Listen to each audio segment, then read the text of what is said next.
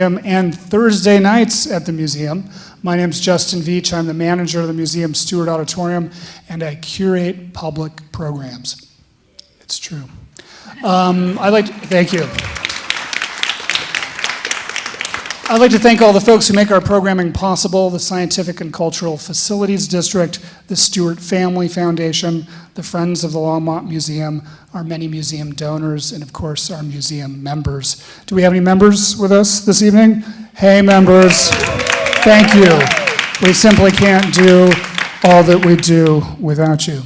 I'd also like to thank our media sponsors, the mighty KGNU Radio out of dear old Boulder down the road, and the Longmont Leader, your source for online news here in Longmont and beyond. Special shout out to Longmont Public Media for blasting this out to the World Wide Web tonight. I'd like to thank a few folks this evening for being here. Mayor Peck, thank you for joining us. And Harold Dominguez, our city manager, is with us this evening too. We're in the presence of greatness. And my big boss. We have a little survey. I don't know if you noticed it. If you open up your program, there is a survey in there. We'd love to get your feedback. There's some Motus questions in there as well. These surveys really help us secure grant money, etc., and actually fine-tune our programming so that we can give you bigger and better and more awesome programming. So if you could fill that out, that'd be great. We're launching a capital campaign. Why are we launching a capital campaign? Because we're planning on expanding the museum. We're going to get more museum out of this place. And we're kicking things off tomorrow with a groundbreaking at 10 a.m. in the courtyard. So if you'd like to join us, you're welcome to. All are welcome. 10 a.m. to 11 or so. We're going to put some shovels in the ground. It should be pretty exciting.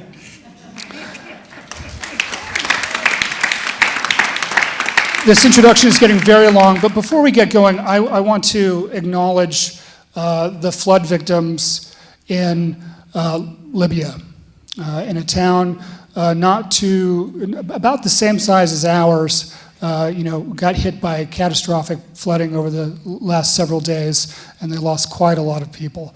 So I'd like to keep them in mind as we go through this program this evening.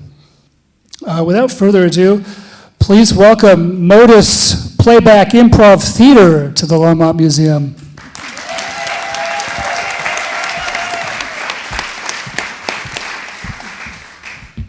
Hello.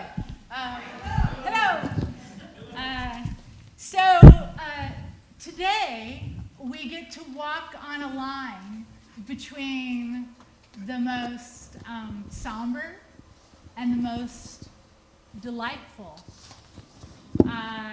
energies, because all of us are here to tell the tale, but not everyone who would have been in the room is in the room. Like, it was real, right? We lost some folks. Not a lot of people died, but some people moved. Some people never got back in their house. Some people, I knew kids who had a blast. It's like, awesome, no school, look at the water, cool. And I know people who lost their minds. Even if they didn't lose their house, they lost their minds, right? So it's a big thing. We get to be here as community. So before we go on, how many of you, and I don't mean here, because there's a lot of survivor's guilt. People are like, well, I live here, but I was out of town. How many people lived and were impacted by the Boulder County flood? Because there's some more people. Raise your hand. Perfect. How many moved to this area after the flood? I can't believe they let you in here.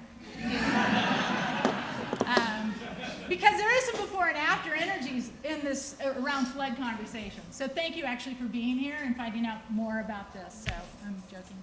How many of you worked for Longmont City staff rescue professionally? Would you raise your hand? All right. Can we have a little clap? Do we have any volunteers that felt like they shouldn't have raised their hand, but they were super involved with the city? Any hands? All right, cool, thank you. Awesome. how many of you have some, like even the rain today, had a little bit of PTSD, a little trauma just in the rain? Can I have some hands? Okay, awesome. I know people who didn't come tonight because the rain was too much, actually. So how it moves in the community is super wide. And in this room, we get to honor the community's experience of that. So that may be like you might be holding trauma, and you might be holding like the mystery of life, and I've never been better. I got washed clean, right? So you get to honor your experience, and each person gets to honor that experience, okay? So you don't have to represent somber or serious, or you get to represent your experience and trust that those other experiences will come up. Does that sound good? And as I said, even though I would like to put you on the spot and say, you will tell a story, or you will do it, we don't do that. So you can totally relax and be like, I ain't gonna tell nothing. So you can just enjoy, okay? Whatever you feel like. And mainly we'll do short forms because we have a time for a couple stories, but mainly we'll do short reflections. And so we're gonna start by warming up, by introducing ourselves in our relationship to the flood to kind of warm up and step into that. Does that sound good? All right, cool. So I will start, I'll slide it out for a second. What's your name? Oh yeah. Whatever. Now, I am Kirsten Wilson, and I was in a relationship with a beautiful musician who lost all his instruments in the flood. Wood, sped woodwinds. And he lost his mind too. And it was the end of our relationship, really. Like he didn't recover in time for us to recover, right? So I hold the flood as the grief of watching a man who was a lovely lose his mind.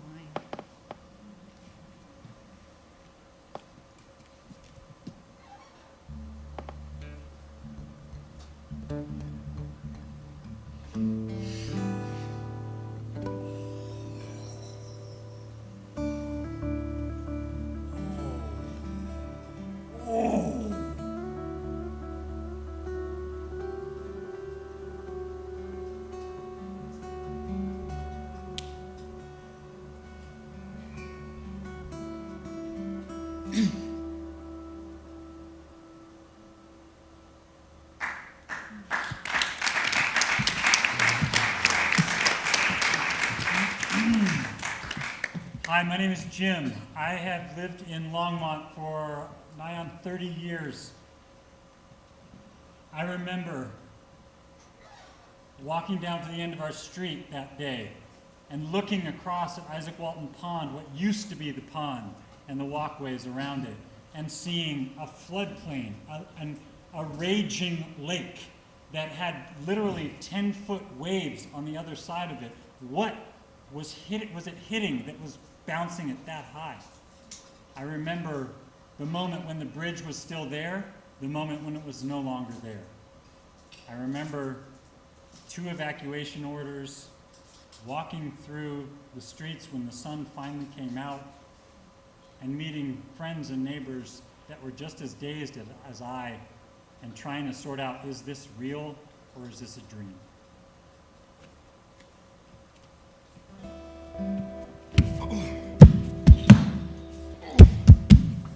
Oh, I can't make it across the bridge. Is that light?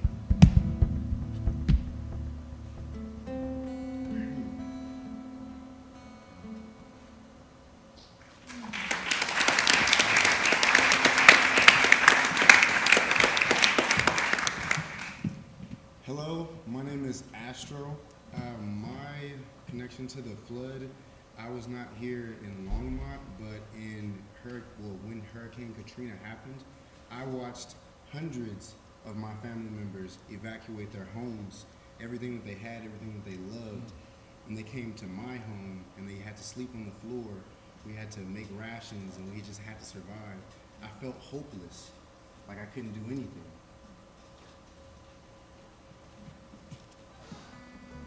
It's coming. It's coming. It's coming. It's coming. They're coming. They're coming. Come in. Come in. Come in. Come in. Come in. Come in. We're here.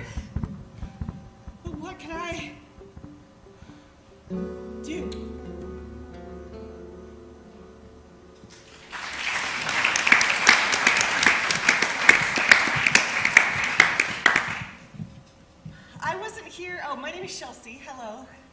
I wasn't here when the flood happened, but I do have a memory. The most significant memory of a flood that I have is I was in Mexico with Japanese students when they found out about the tsunami that had happened.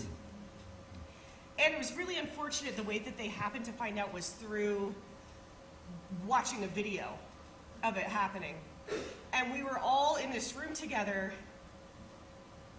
and it was like a spirit came and sucked the voices out of the room.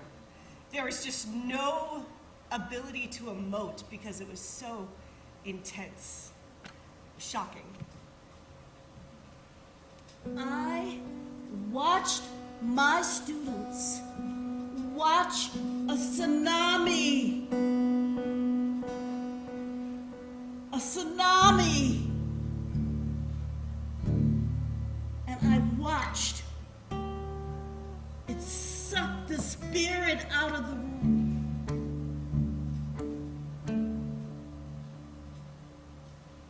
I watched.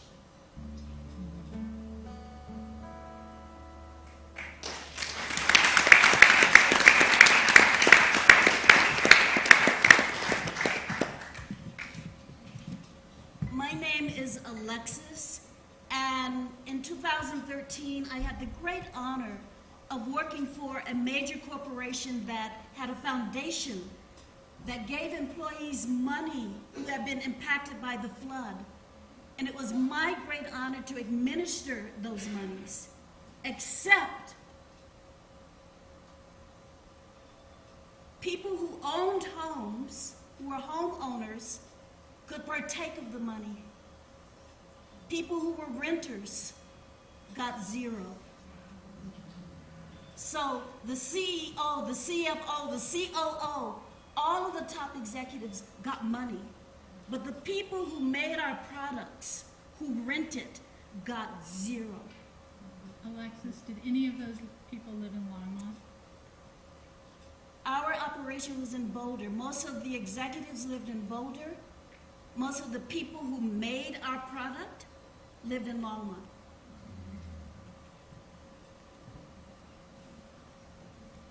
You get a house. You have another house. Here's a house. What? What do you say? You're renting? Get the hell out of here. What? You live in Trailer Park? Screw off. But guess what? Everyone else, you get a house.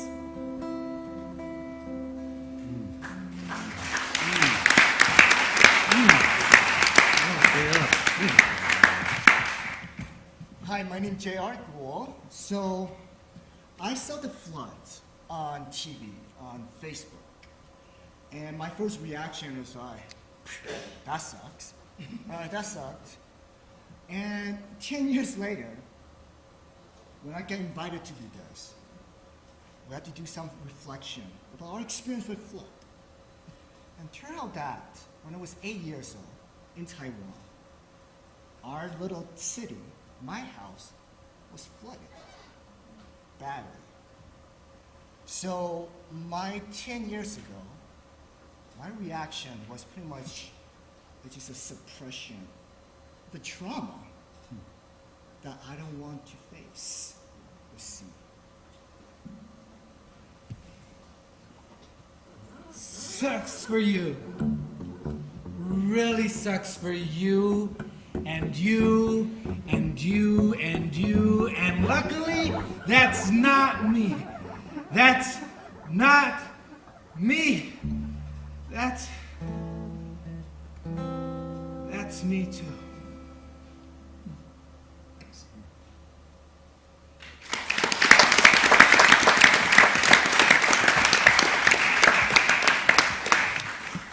Hello everybody, my name is Alejandro Fuentes.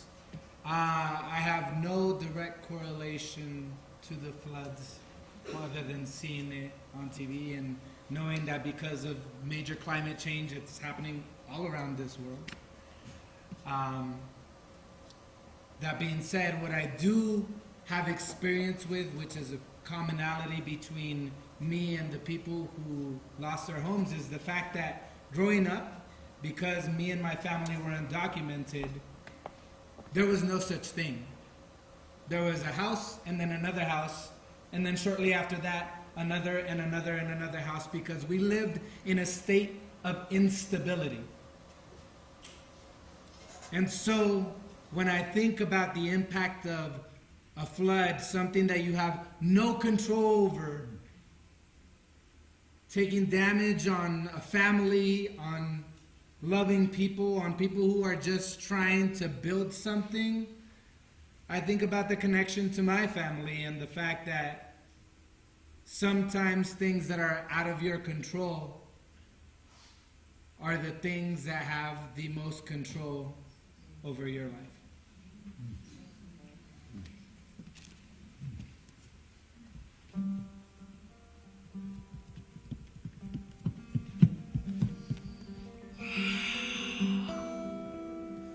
Oh, I'm grounded here.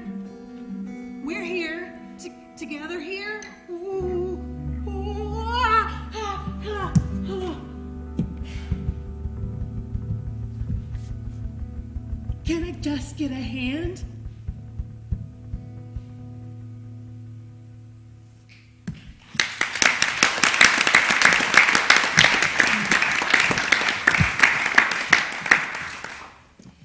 Hi y'all, my name's Deb. I live in Longmont, and 10 years ago I was driving my daughter to college in the Pacific Northwest, and we watched from afar as people we cared about had massive devastation, evacuation, and others that we care about were 24 hours, 7 days a week, giving life, soul, everything they had to help others in the community. And we couldn't be here to help. And so I live with that survivor's guilt that you talked about a few minutes ago.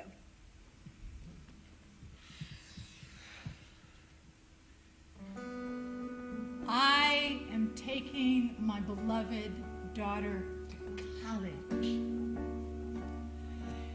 This child who I love is in momentum to college. This is a momentous moment in my life. My daughter is going to...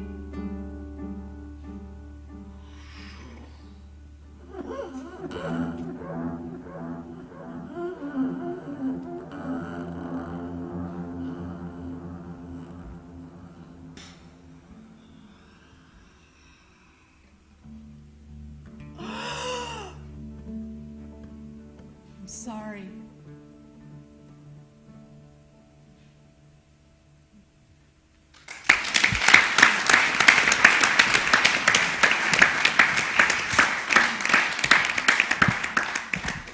So, you can give us a little light, love. We're improv, and Buddy's never seen this, right? Buddy and I are going to be talking back and forth. We're super lucky to have a light person. So that's a little bit of what we're holding in relationship to floods. And we're going to ask you a similar thing. Does anyone have a short check-in about their experience on this 10th anniversary? And it could be anything. It just has to be real and true. So it's not a whole story. It's just a short check-in about what you're holding in this arc of 10th anniversary or flood. And you sit right there in the audience, and you have to be super loud. And if not, I'll bring a microphone down, or we will. So who would share something about what this is for them? I see a hand in the back. All right. What's your name for us? All right. Did you say Deb? Beth. Beth. So it's very... Wait, Beth. Okay, The projection is against you. Would you excuse me? Sure. I know. Would you do me a favor and hand it to me? Okay, so my name is Beth, and I have journaled all my life. And so in my basement, I have probably 50 journals. And I remember thinking, what am I going to do with all these journals? I don't want anybody else to read them. And then the flood came, and it took all my journals away. liberation story. How many people have liberation stories that lost anything they really needed to get rid of? Anyone else? Yeah, another one. I did lose that musician. He was also really difficult, really. It was no. We're going to do this. It's a fluid sculpture. All right, so you can take the lights. Let's watch. This one's a little saucy. My dearest, most private sexual fantasies. Ooh, so good looking. And what did we do after school? Ooh. No one's supposed to see this. No one can see this. And you know what, Pam? I don't even care what you thought about me. I am stronger than you, faster than you, more intelligent than you. My kids love me. Where are yours? This is my shame. Hide it. Water. What am I gonna do with all this? 50. Water. All this shame and cheating. All this greed that's documented so people find out who I really am. What am I gonna do if someone finds out who I am? No one's gonna know. I'm free. Yes.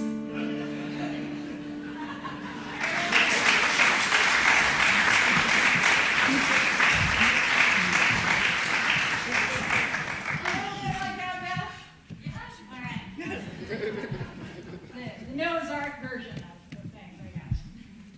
Who else has a short reflection about? I see a hand right there. What's your name? Shannon. All right. So Shannon, what's your world on this? Where'd you go, Shannon? So my flood experience was two worlds. I was a teacher in Boulder, and my school was flooded 3 times in 2 days, part of the school.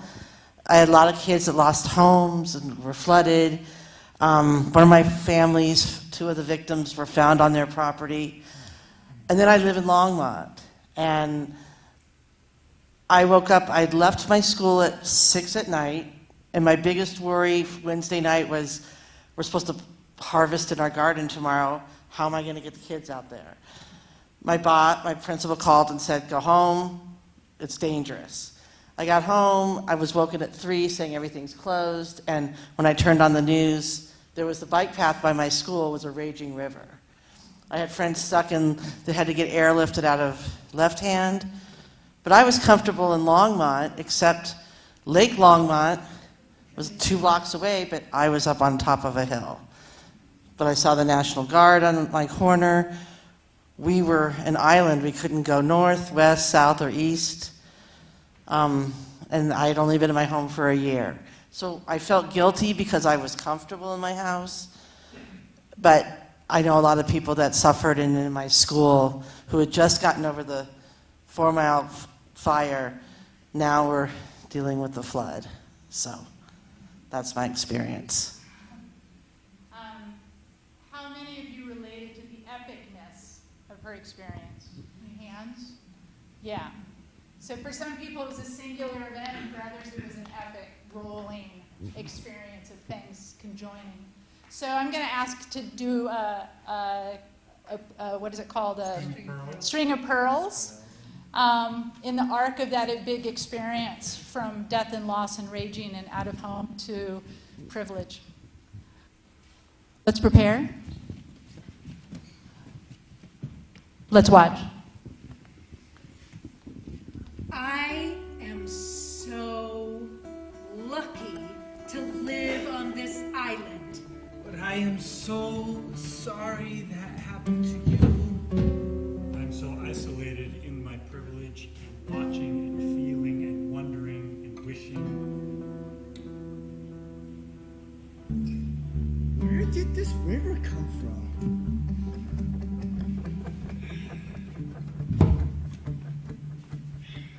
That really sucks. It really does. I really wish I could help.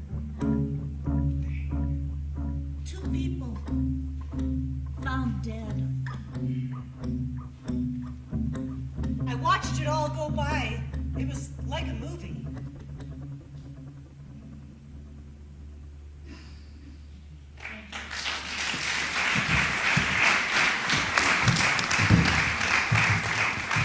Did that honor at least a little bit of, okay, awesome. Yeah, that was a big experience holding. Somebody else? Brief check-in about what you're holding around flood?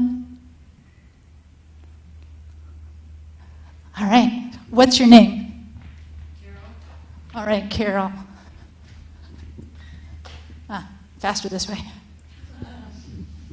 I was in Lyons at the time, living at the top of a hill. They had shut off our gas, our electric, our water. Can you imagine going to your water tap, turning on the faucet, no water comes out? Our phones were dying because we couldn't charge them unless we ran our cars. We couldn't run our cars for all that long. I have an older sister who's always seen the worst. We love each other dearly, but she's always been sort of she'll see the worst is going to come. And she called to see how I was doing. And then we had to say goodbye. And she said, "What's going to happen?" And I said, "I don't know." And so I said goodbye, and she said goodbye, kind of choked up a bit. And eventually, I was out of Lyons, and I moved to Longmont. I'm having a really great life.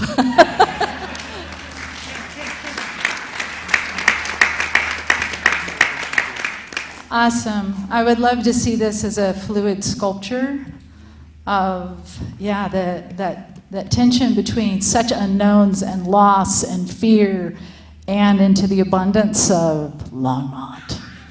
All right, let's watch. One by one, the system shut down, shut off. All right, we can talk, but you only have about 1 minute before my battery potentially dies. And then we need to figure something else out. By one, the connections felt severed. You got 45 seconds. 45 seconds.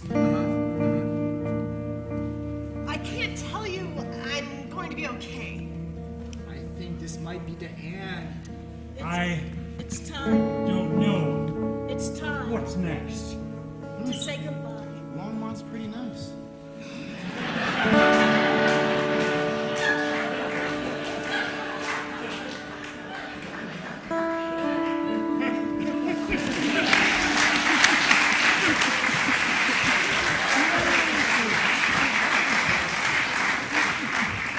I believe you may be able to get a tip from the mayor and city staff here. I mean, that was a good Longmont story, right? All right, awesome.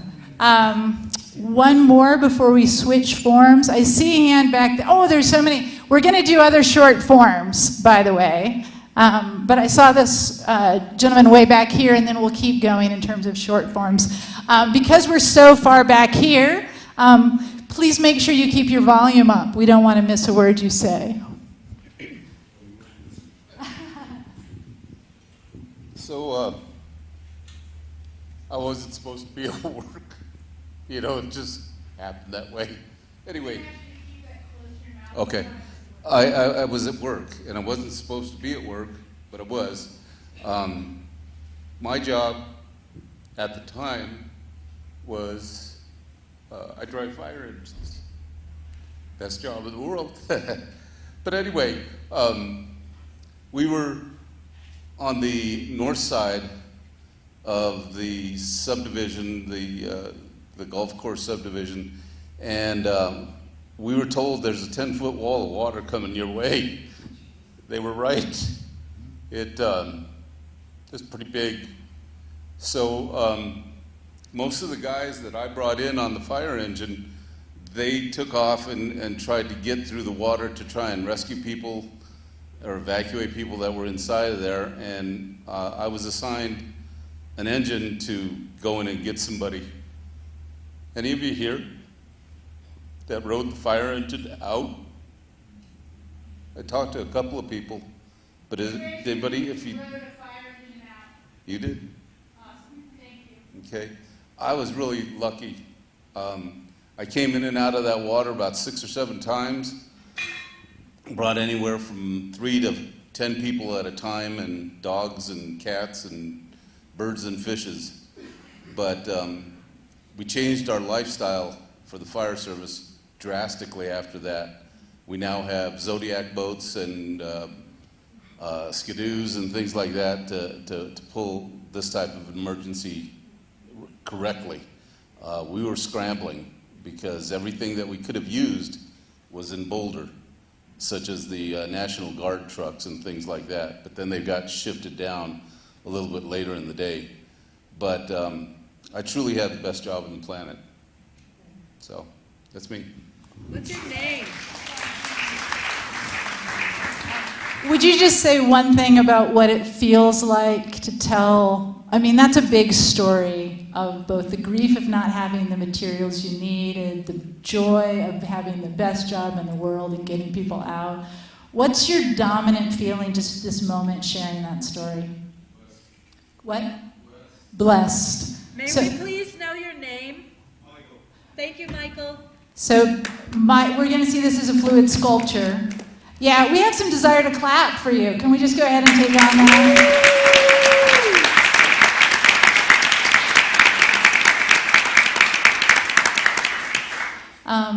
Michael's feeling of a big blessed. Let's watch. Woo! I've got the best job in the world! I even have a party with me all the time! I shouldn't be working today, but I'm just bored. That's how much I love my job. It's okay, Coach, I can swim. 10 feet?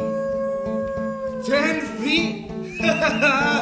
Good thing we got this big old truck. I gotta bring people out. Do you need my help? Come on. I can help you out. Come. We've got you. I got you. Right here on the big bed. Just hold on. I'm Michael, and I'm here for you.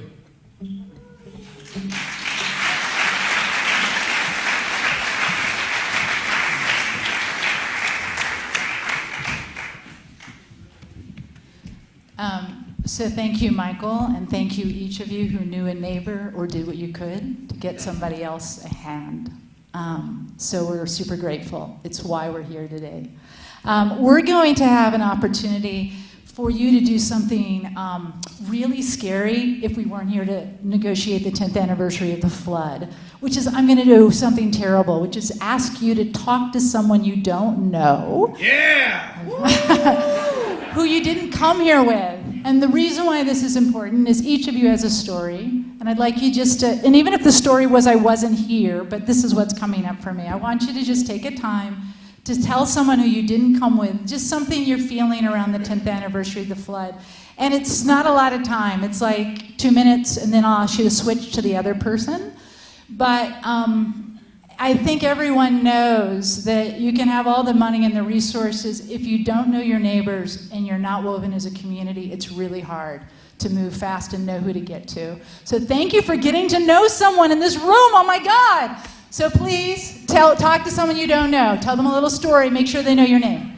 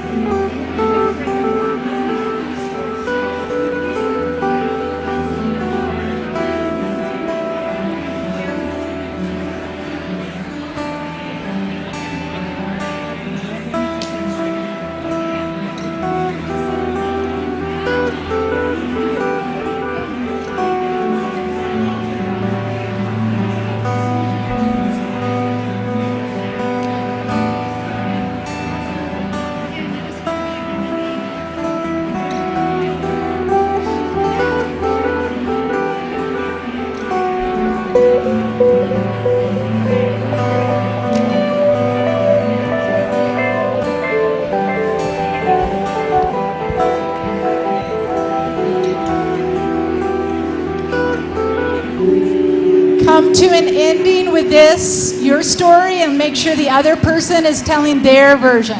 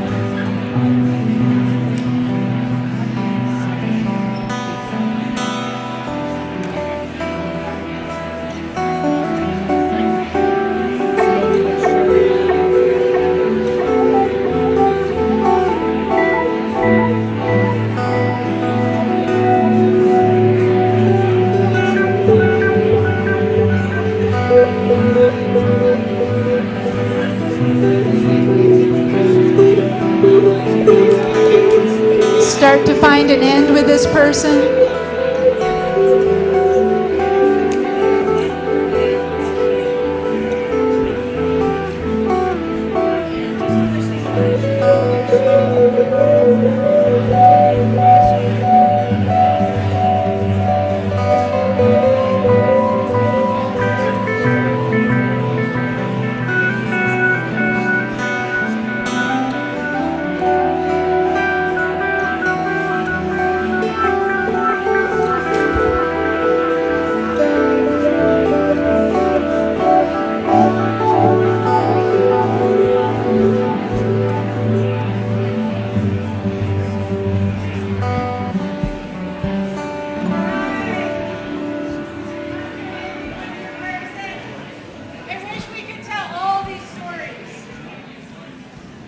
All right. So thanks for sharing your stories. So now we're about to hear a story from an audience member. And I want to tell you a little bit about the alchemy and the magic of telling stories this way, the playback way.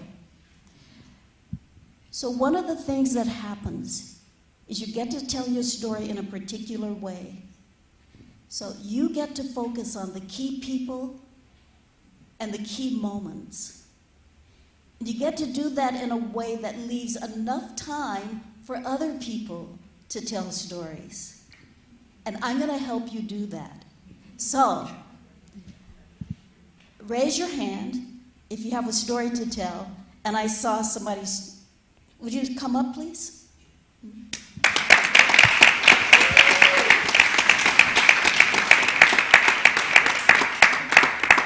So come on up and have a seat right here. So we're going to tell your story in this particular way. We're going to tell your story in this particular way. And it sounds like it's going in and out. Can everybody hear me okay? Good. So, as you know, a story, a middle, and an end. I think whenever I turn this way, it goes off. Let's try that. All right. So I think this is going to work this time. So I'm going to ask you some questions, and then we will proceed. So tell us what your name is. Harold Dominguez.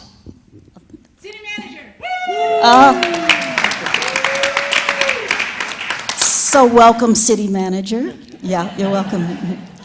So tell us, where does your story take place, and when does it take place?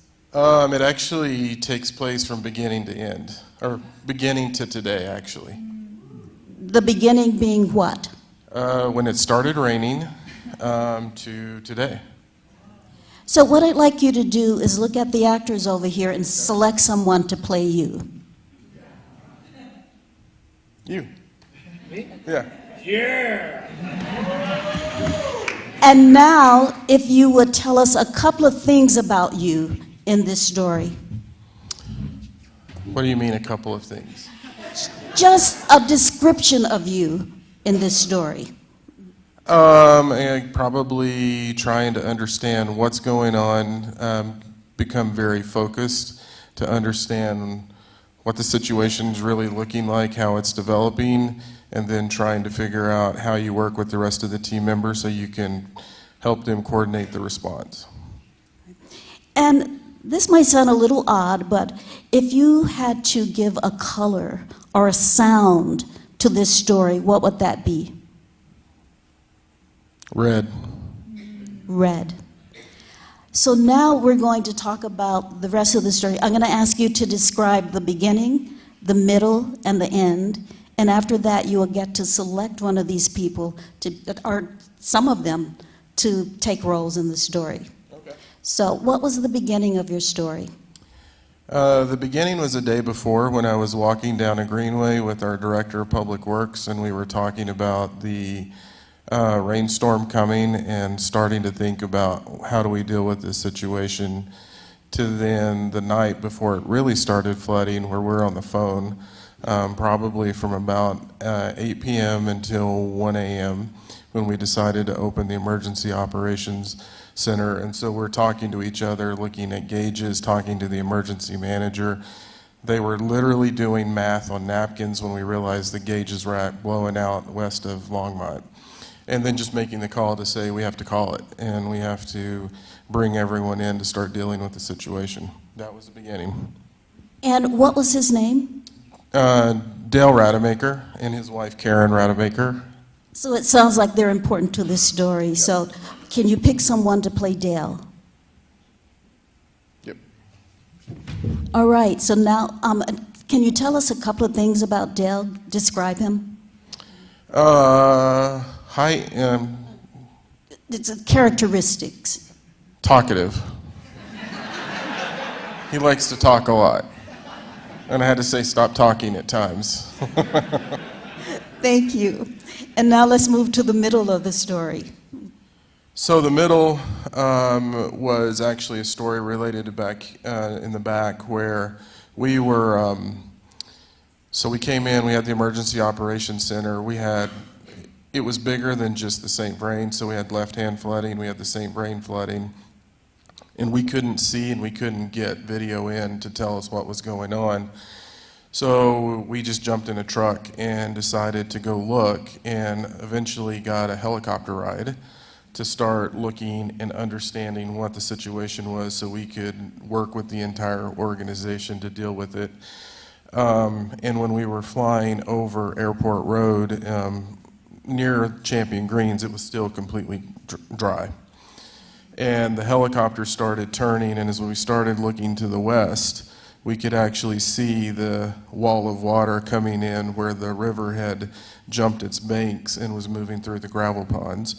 And so we had to get the helicopter to actually go low enough so my cell phone could grab a cell phone signal so we could call in and start ordering the evacuations of the Greens, Champion Greens in the valley. And in the meantime, kind of argue with some staff members in the Emergency Operations Center because they go, that area is not flooding. And I'm like, it's about to.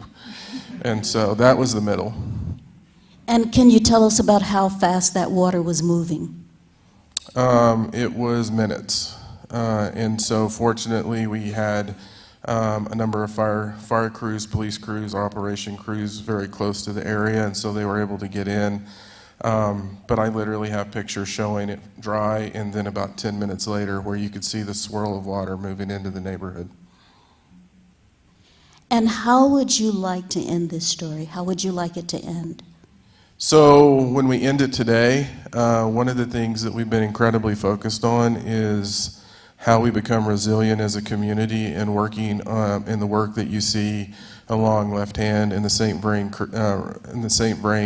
in terms of the flood recovery that we've come through and the work that we have continuing. And today we are now moving into finally rebuilding the bridge at Boston Avenue, The Army Corps will award a contract in October that will let us stabilize the bank along Isaac Walton and then begin working on the split flow channel. And so when we had the last heavy rain, we were watching the river and it worked like it was supposed to, and it was pulling the water through. And hopefully in a year or two, when we finish these last few projects, we've removed a significant portion of the community out of the floodplain as of today. When we finish the projects I was just telling you about, we will have removed all developed areas in Longmont out of the 100-year floodplain.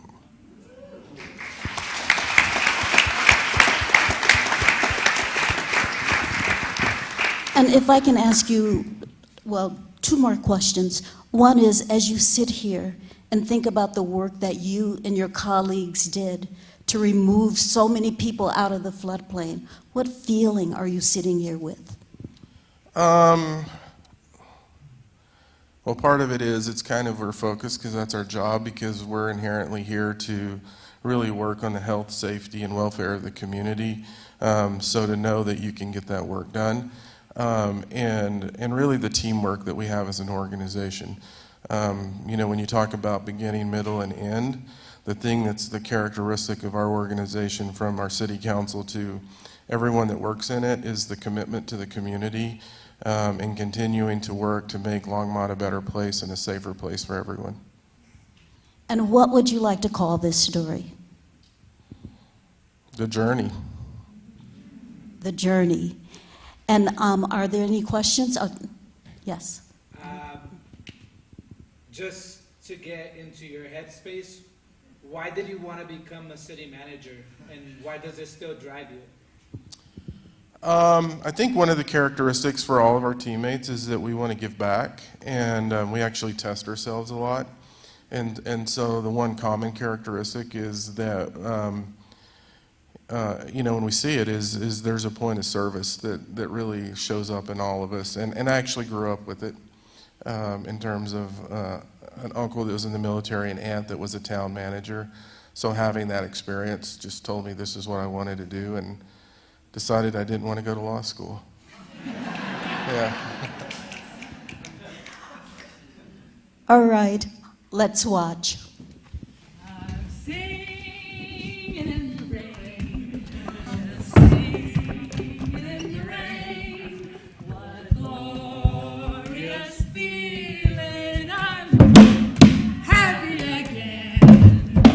All right, enough. That's a lot of talking over there. Oh, I haven't even gotten here yet. Hey, let me tell you, there is so much promise in this area. Don't you agree? This greenway, when we get it fully developed out, we are going to have a place that the community comes together, because that's why you and I got into this, is to serve our community. I have always felt deeply that sense of service, and I know you know how committed we both are. I know.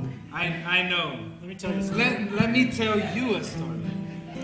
When I was young, I had an aunt, I had an uncle who taught me what the value and the meaning of service was. No, what it is. And in this moment, as I'm feeling a cloud of red starting to shroud us, the only thing I can tell you is that I feel like service is what we need to ground ourselves in today. I think ground is the key word there. We need to get to higher ground. Woo! It's raining a little heavier. I've been watching the gauges. Let me check the gauges. Wait, there was a gauge. Do you have a napkin? Where'd the gauge go? Do you have a napkin? No. Funny story about napkins. Napkins make me think of like picnics when I was a kid. We have an emergency here. Right, yes we do. Dale, focus. I've been watching the gauges, but we had a whole set right here. Hello? In case you haven't heard, I'm mighty fine. Yeah, I'm coming your way. In case you haven't heard. Let's get in the chopper! Get in the chopper! Get in the chopper! So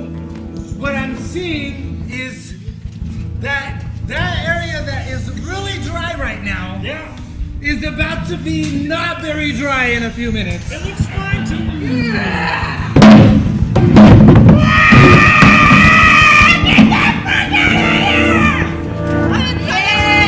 You didn't get down low enough so that I could make a call.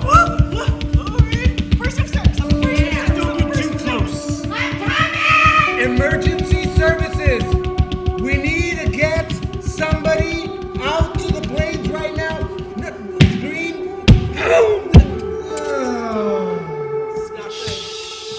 No, we need to move faster. I promise you, it's about to get 10 feet of. That's right, I'm in charge now. This visibility's bad. We gotta get down. I feel like I need. You kick it into gear. We kick it into gear. We do what we've always done. We need do to what we've figure this trained out. for. We lift together. We pull together. Wash it away, Build together. baby. We coordinate. Wash it away. We bring the right people Yeah. to the right spots. We will get Michael from our fire department. We will get whatever police is willing to come, and no matter what needs to happen, we will build something that is worthwhile, where we can hoist people up. I don't have to leave my house. It's a beautiful house. It was. I want to rebuild on the floodplain. I'd really like to rebuild where I was. I don't have to move, do I? I've always loved where I have. Do I have to move? Can I just stay where I was? We want to provide something that is safe and secure for you, and this is not the right place. We're gonna find something for you.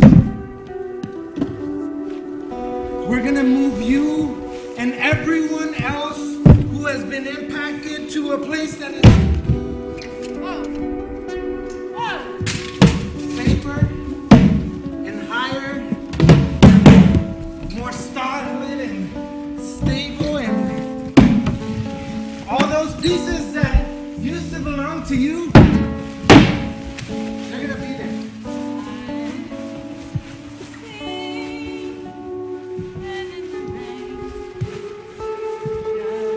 Greenway.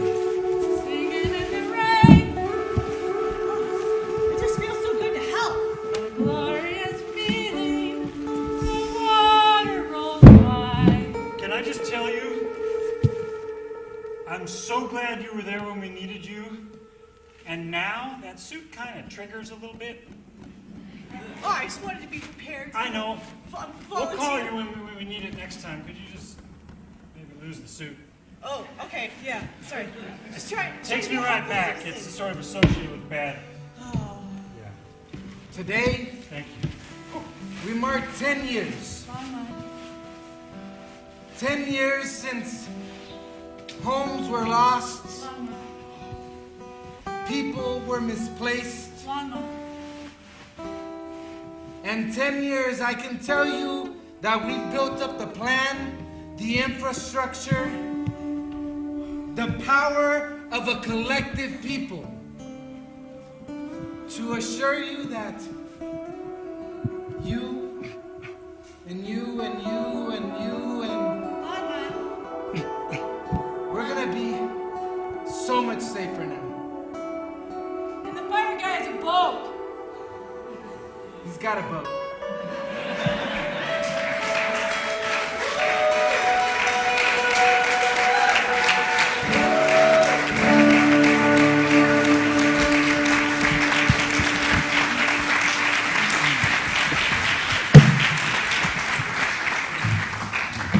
And Harold, how was that? That was awesome. That was awesome. Well, thank you so much for all of the work that you and your colleagues did and for sharing your story. Yeah, thank you, and I have a great team of 1,000 people that are come in every day to do the best they can for the community, so that goes to them. Thanks.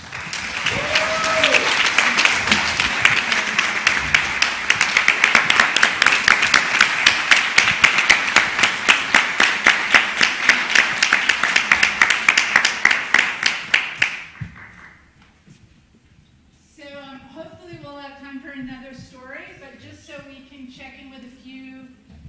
more people, we're going to do my favorite form, which is called pairs, which is when you have two opposing feelings about the same thing, right? And the flood is one of those issues. Like on the one hand, I felt like really lucky that I didn't even know my house was on a hill. I live in an apartment. I don't know what I'm talking house. I didn't know my apartment was on a hill until I looked at the people downhill. And then I was like, whoa. So on the one hand, I felt really lucky that that was the case. And on the other hand, I had a lot of grief because lots of the people, I only had one kid, and some of those families had like multiple kids and grandparents all living. Like it was a lot of mud and moving. So that's like a me, two different feelings about the flood.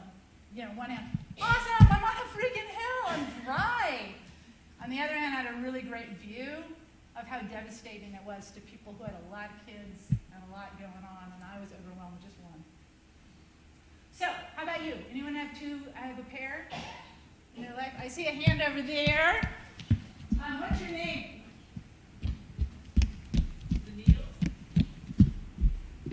Say that again, but I'm cheating because I don't have a mic to do that. Now say it again. Okay. My name's Lanille, and I was not in Longmont during the flood, but I lived up in the hills outside of Boulder, up 4 Mile Canyon, Logan Mill Road, and we had a small community on a little dirt road called Alaska Road on a steep hillside with a lot of mines underneath it, tunnels and so forth. Yeah.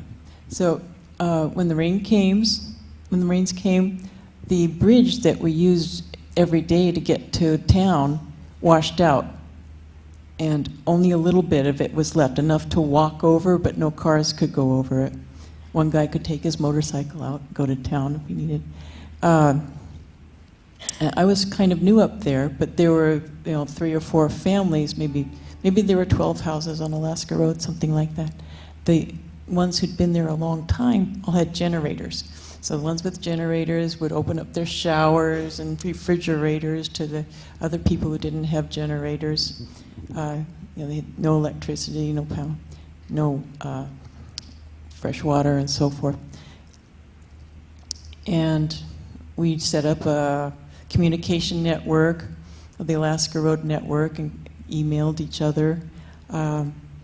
And I found for the first time I got to know my neighbors. And we started to have margarita dinner parties every night. Kept ourselves going. And at the same time, we saw a lot of damage going on around us. But everybody there felt safe and supported.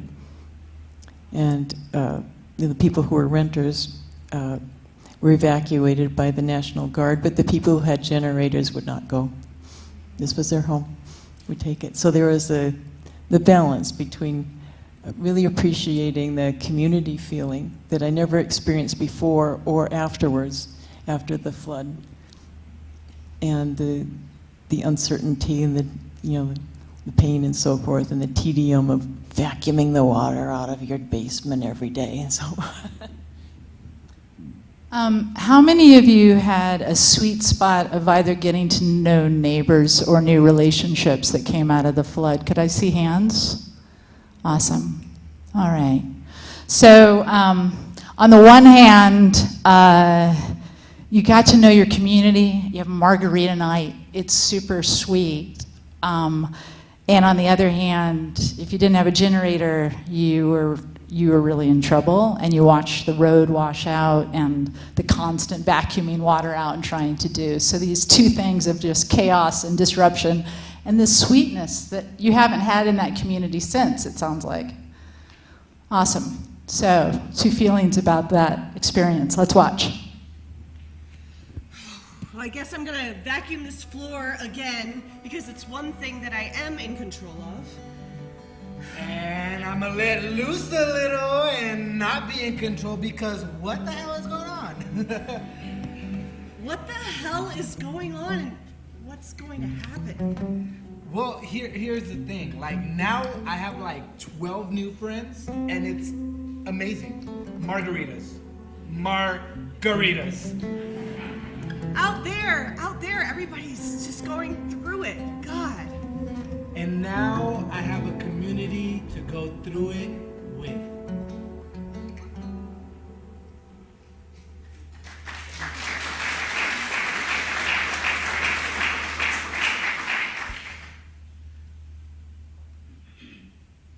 Bridge, the only bridge to the town's gone.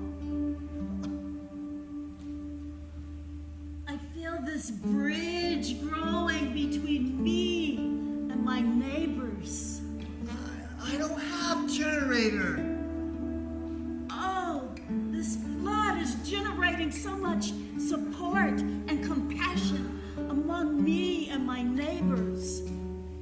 What am I gonna do? Oh, we can do so much when we come together as a community.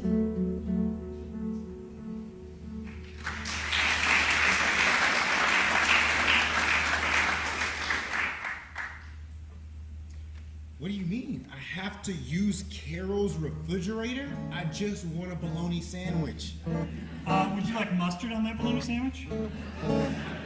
No, Carol's okay. She's nice, but it's the fact that I have to go into her house for a sandwich. I know, and she always leaves that bowl of cookies on the table for us. You sure you don't want to just walk to the grocery store? I'd rather stay here and,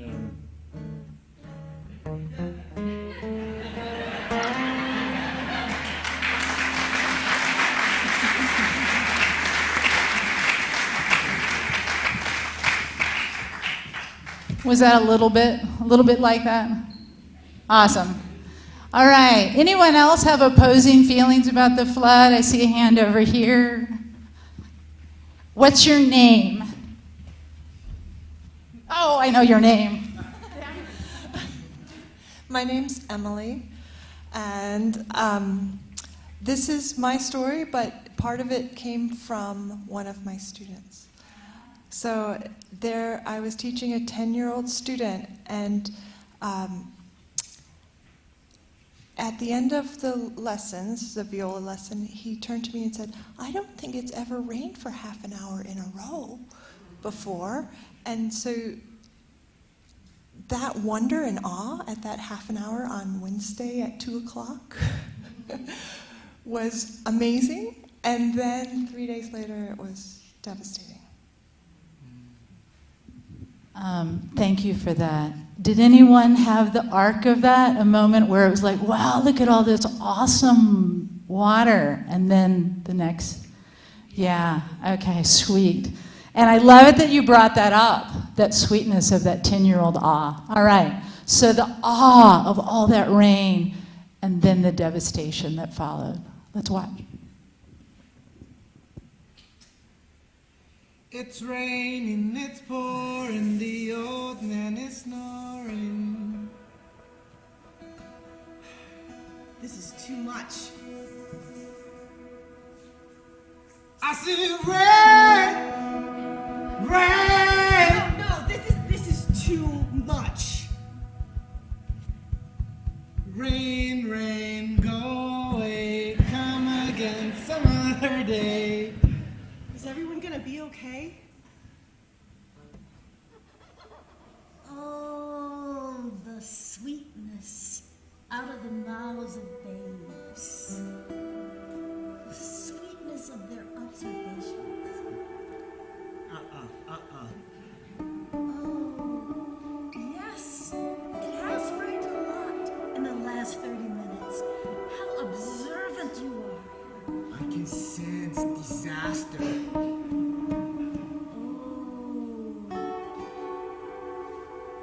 that sweetness has turned into wisdom. Don't listen to the kid.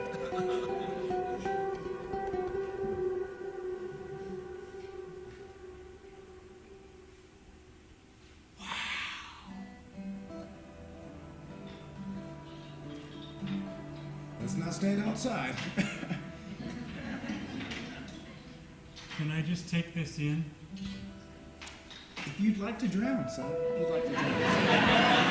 Bring you back inside. What bad could come from this? I don't think he understands. Not yet.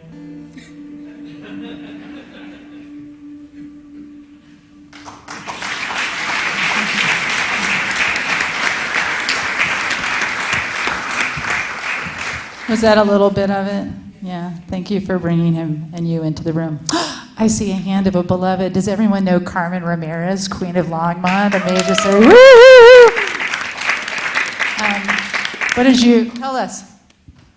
So, let's see. So I was in the call center, and we were busy trying to field calls, tell people where to go for shelter, what streets were blocked.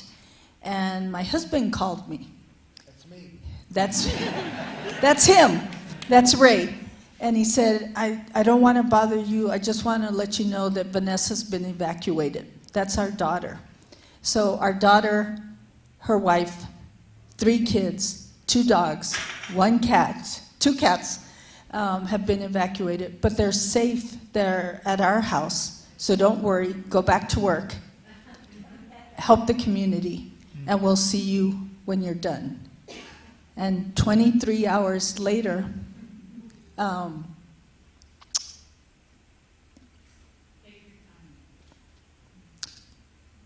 23 hours later, I went to help my daughter clear 3 feet of mud out of her house and tried to tell her she would be okay. And 3 years later, I would continue to support the community in recovering as we worked on resiliency. So that's a pair. That's a pair in so many ways. Do we get the metaphor here? Because Carmen Ramirez has a pair. But 23 hours later, right? On the one hand, serving the community, relentless, getting the call to have permission to continue serving the community.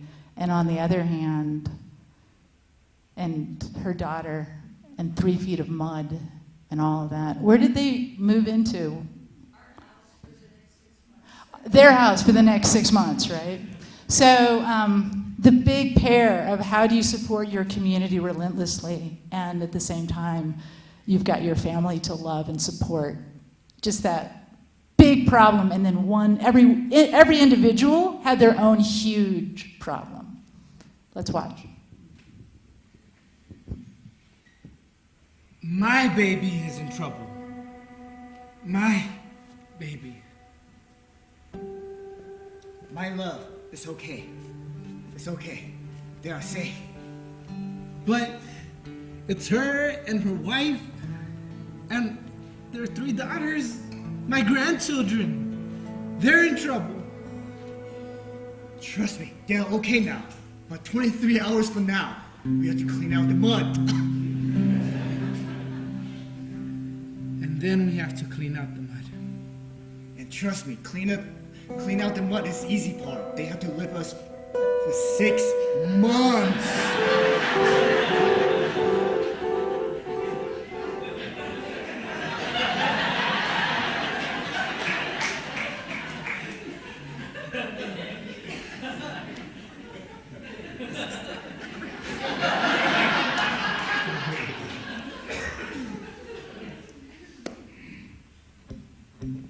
A mother helps her children.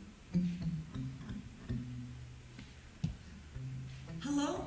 Hello? Yes, I don't know you, but I'm gonna try. I'm gonna try to spread my love out so far to the whole community. My heart is torn. I want to help my child. I have so many people I need to care about. I have so many places I need to put my attention. My child, her wife, her children, her pets.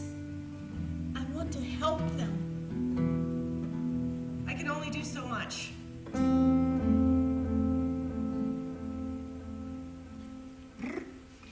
You said they're okay? I mean, she's okay? Everyone's okay? That's great. That's great. Listen, I know you don't have a place to live. The shelter that you can go to, oh, that road's closed. I'm okay. I'm good. I mean, at least I have my people. I know you are my people. My community is my people, and I am here to make sure that your language is spoken and that you have a place to be. I don't know what we're gonna do about those dogs. You said cats? Oh. Yeah, I don't know. Listen, I am going to be here until I drop dead in service to you.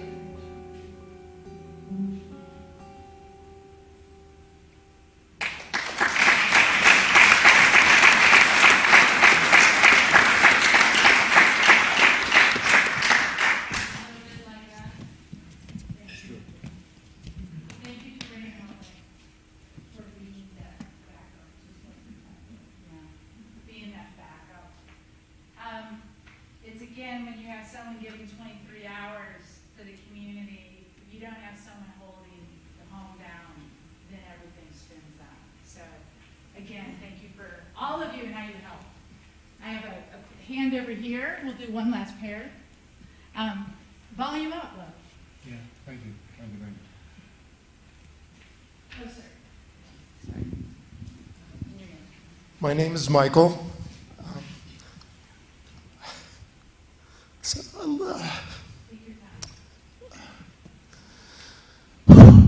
A little rough to share. But there is a point to this in the end. For 5 years, actually 7 years before the flood event, I spent thousands of hours trying to forewarn the city public, city staff, city administration, that we were facing an imminent $300 million flood event that would affect thousands of people. The day of the flood, I had my umpteenth, probably my 200th or 300th meeting with people this day with the assistant city manager, Sandy Cedar, to talk about flood mitigation strategies. The meeting was canceled because of the flood. A few months after the flood, when the city initiated public meetings on flood recovery efforts and a vision for the St. Vrain River corridor, 3 people showed up for the first public meeting. Since Harold took over as the current city administrator, just briefly before the flood, he and staff have done a wonderful job of flood mitigation with the RSVP project, and kudos to them. But the years of apathy, denial, and outright obstructionism of trying to address this critical issue, lack of vision of the imminent flood, is a lesson for us. The first lesson is that the flood event, we are still at risk of a flood event happening and recurring. Floods will recur. What Harold is doing, what the staff is doing, is flood mitigation effort to ensure that when the flood does recur, it is not catastrophic to the community. But we need to press forward on the flood mitigation work and not obstruct that work being done. But the bigger lesson here is that what happened with the river corridor is just a shot across the bow of what will happen with climate change. I see an audience of mostly seniors here that have left our younger generation with a legacy of climate crisis, a housing crisis, an equity crisis, a diversity crisis. People in the audience, I'm going to challenge you to step up and be proactive about acknowledging and recognizing and being proactive about giving our younger generations a shot at a habitable planet and a sustainable future. This is a lesson that we all need to learn. Thank you.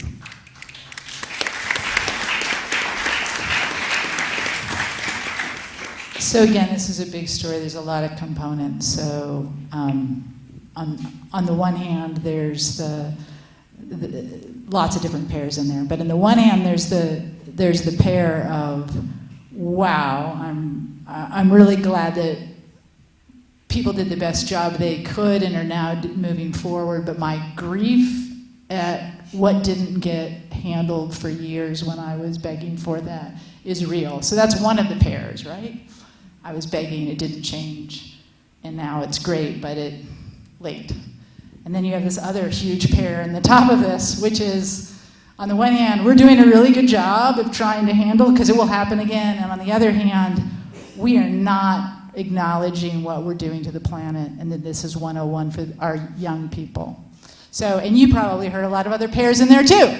So, multiple pairs, let's watch. We are so screwed. Why no one's listening? And I thank you for trying to do the right thing. We can't deny this anymore. We just can't. And the little that we did, it's just like a little more than we did last time, so thank you, thank you. Come on, people. You people need to stand up and step up. And when we step up, it'll be a better world for all of us.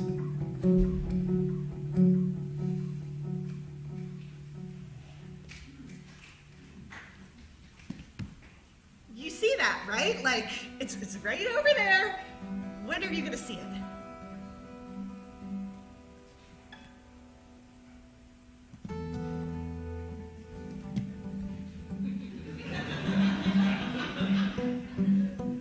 You see that? I know that you see that.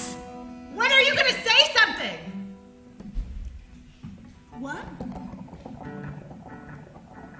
It's all over us. Oh my goodness. It's all over us.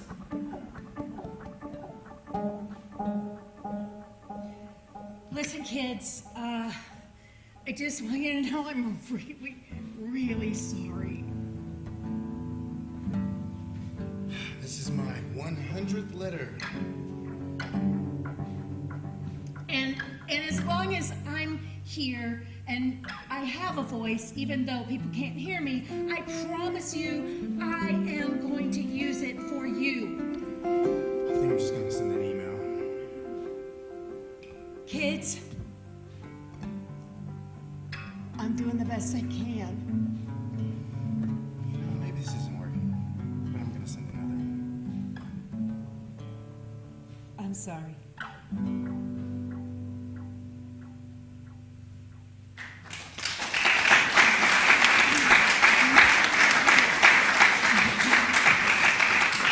A little bit of that. Yeah. Well, that was the perfect transition. We're going to go into a final fluid, and I really need your help, so I'm going to ask for the lights. This was a great transition because it's like we get to go into the next day, the next month, the next year, the next decade, right? And the flood was a learning, and every day is the possibility of learning, but so I would love people to call out something they want to turn up the volume in their life, or an action that comes out of reflecting on the flood or your life or our work as a community or Longmont. Anything you want to just turn up the volume, and maybe it's more margaritas. There's no judgment about what's coming up. I'm just saying, could I just have, you have to say it really loud, because I'm going to get some of these and we're going to play them all back. We want to make sure. So who has one? Just throw it out. Preciousness. Justice. Apathy. Do you want to turn up the volume on that, though? Empathy. Oh, empathy. I apologize. It says a lot about my fears that I missed that, right? Empathy, justice, preciousness. Neighbors. What? Relationships with neighbors. More. Double it up. Balance. Community and say that. Wonder. Community and wonder. Pull together. Action. Science. Civic action. Civic action. Fun. Free beer. Free beer. Anything else? Support. Equity, water, cooperation, love, population connection, clean air, trust, vision. All right, so that was a lot. No pressure, but handle it all. I'm going to just turn up the volume. We're going to play all these back, but I think you're the youngest person in this room, and you said love. The youngest person in this room said love. And since we're weighing in on the future, everybody be really quiet.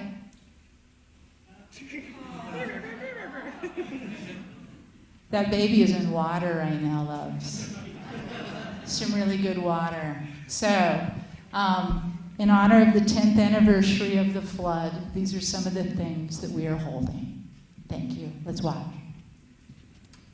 And in the end, the love you take is equal to the love you made. Take over, take action, take over, take action, take over, take action. Bring something from over here, and something from over there. I got you. And from I got you. Yeah. Over here. Crossing the line together. From here. We're bringing it all together. Ooh, I got you. Take action. Across communities. Take action. Across peoples. Towards a more just and equitable society, towards love. Planting flowers. I was looking for red, your favorite, Harold, but anyway.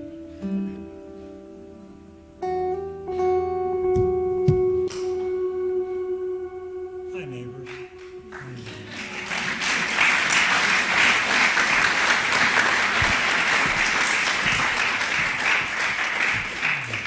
Thank you so much for coming and joining and trusting in an adventure. This is Motus Playback Theater. I hope you kept our program. We have different improv shows coming up. The next one's in Louisville on Saturday, September 30th, and then we have two in, one in Lafayette, December 2nd, which is also Saturday, and in Boulder on December 9th. Those are open events. You can tell whatever story you want, but you could also tell another story about the flood. Any story you want. So I hope you keep telling each other your stories. Thank you, everyone, for your hard work, whether it was well received or it was not received, whether it saved lives and people or it just spoke out. And for all of you who drove trucks and boats and handed neighbors, thank you so much. I would love you to close your eyes before we end. And I would love you to give yourself a little blessing. Anything that helps you tenderly kiss the top of your own head and say, I see you. I thank you. I will strive always to love myself and my neighbor and do my best to let tears flow and rain wash clear and figure out how we take care of each other. May you be blessed in your stories. Continue your good work as community. Thank you, Longmont. Thank you, the mayor. Thank you, Justin. Thank you, each of you. Blessings.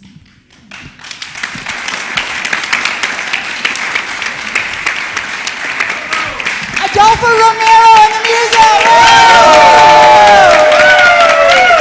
Alejandro Fuentes Mena, Jared Julio, Jesse Ochoa, Alexis Miles, Jim Walker, Allison, Astro Allison, and Dick Witzel. I'm Kirsten Wilson.